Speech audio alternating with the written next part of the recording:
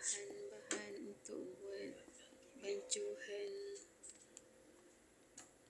tepung untuk salut cempedak goreng dan ladi goreng. Tepung gandum dalam satu sendok besar, telur sebiji, kunyit dengan garam sikit. Lepas tu ada tepung beras. Kita letak tepung beras dalam satu sudu besar.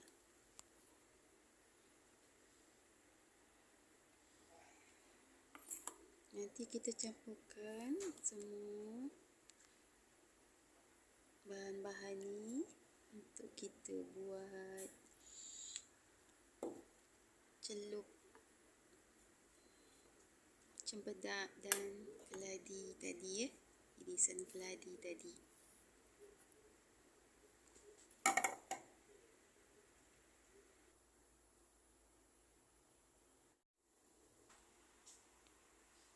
Setengah gelas air paip untuk kita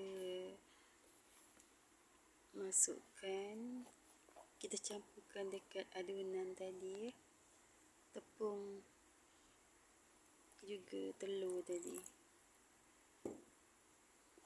Kemudian kita kacau-kacau.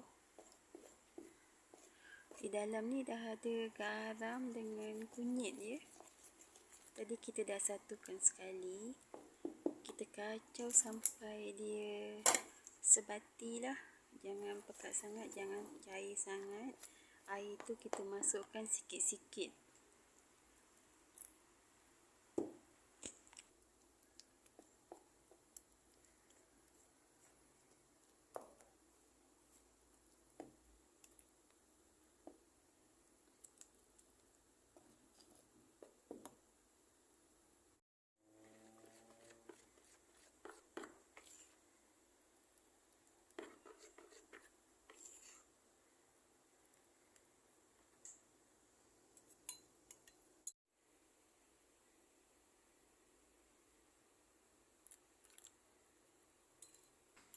Kita campurkan sesudu kecil air kapur yang jernih je.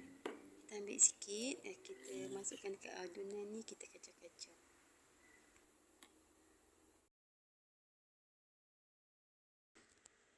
Siap dah gorengan kita kali ini untuk sarapan pagi ataupun minuman petang. Malam pun boleh ya. Bye.